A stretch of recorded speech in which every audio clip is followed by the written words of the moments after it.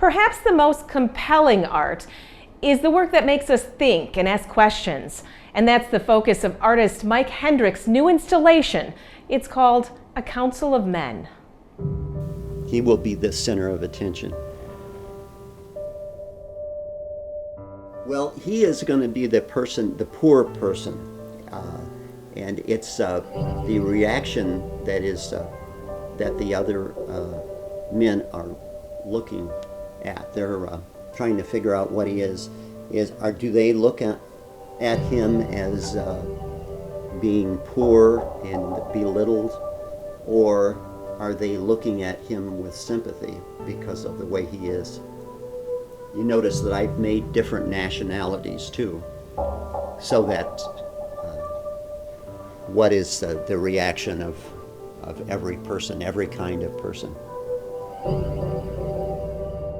Okay, this is a creation that I started on, or it's almost finished, and it's made of styrofoam. Well, actually, when I was trying to figure out how I would do this, I actually experimented with several different things, and I had big blocks of white styrofoam, and I found out that this was a little more solid and easier to use.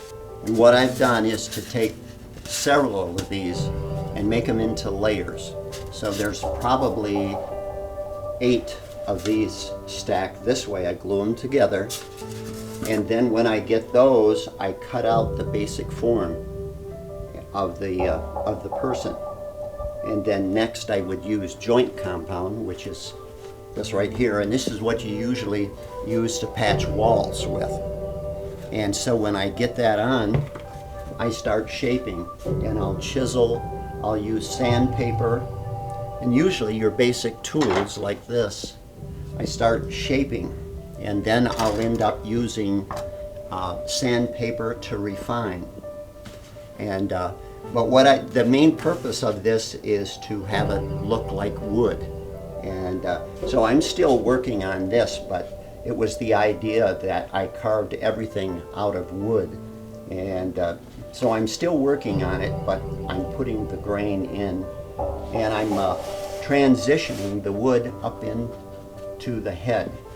And so I want to get that feeling. And I think what I'm going to do is actually put a little bit of the color of the shirt and tie and have it go down in, and then I'll fade it. But I've made the eyebrows. I had a wig here that I've taken, and I've made the eyebrows, even the eyelashes. I've got that. And if you'll notice on the beard on the side, this is all acrylic color. And I've actually used pencils in here too. And the beard is just a lot of little pencil marks to make the hairline. And so it's the eyes are probably the most difficult of anything to do, because depending on where he's looking, and I purposely have made him look in this direction because he will be the looking at the center person of this project, which I'm doing.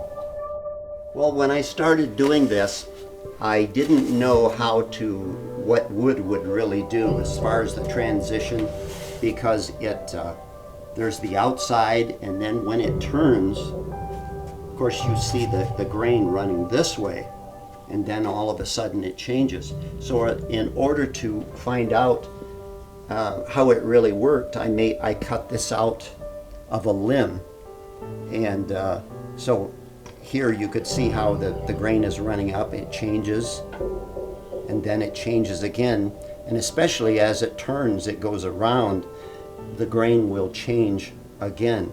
And I had to do this in order to really find out how it worked. And of course here, this would be like the rough sawn piece of wood, and as it comes out, it smooths out. I knew it would be very difficult to do it, and so I wanted to accomplish at least doing one person out of this.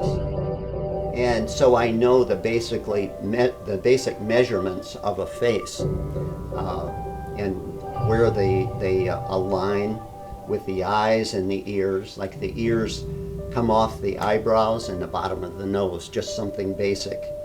And then from that, and all of the sculptures that I've done, yeah, there are no particular people that I've done them after.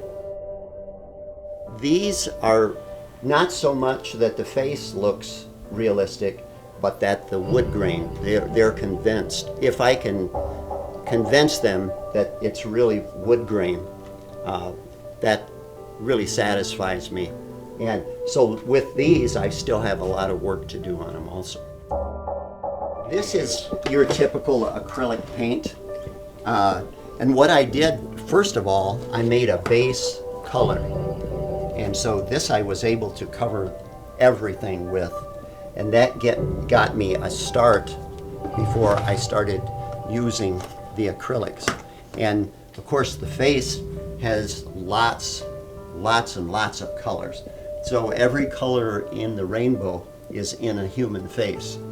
And I even use pencil at sometimes, because that you can get a different look with it. And like for instance in the cheeks, I'll use colored pencils. I use all kinds of brushes, starting from the thickest down to the thinnest. And then when you're working with eyes, that's really difficult. That's the most difficult part. And what I'll do with the eyes, when I'm finished with it, I usually take clear fingernail polish, because you want to make the eyes look like glass. And so I've yet to do that too. So there's still a lot left to do on these. What is amazing, of all the little towns around, Orion Art Center is probably one of the only art centers around, and that's how I got associated with Orion Art Center. And they've really worked to bring art into the city, and they've done a terrific job. And so I've, for several years now, I've entered certain art projects, but I think they're a great organization. It's been great. I just enjoy entering things, paintings, sculptures, and being retired, it gives me a chance to actually accomplish artwork and actually show it. Because if you can't do anything with it, you figure, why am I doing this? I had two heart surgeries and almost passed away. I had, that was 11 years ago. 6 years ago, I had 3 brain surgeries, and they didn't think I was going to make it. It was also followed by a stroke. And during that period, all those years, 11 years ago, I could draw. A lot of things I couldn't do. I couldn't remember things. I couldn't do my old type of work. But God gave me the ability to still draw and sculpt. So that kept me going.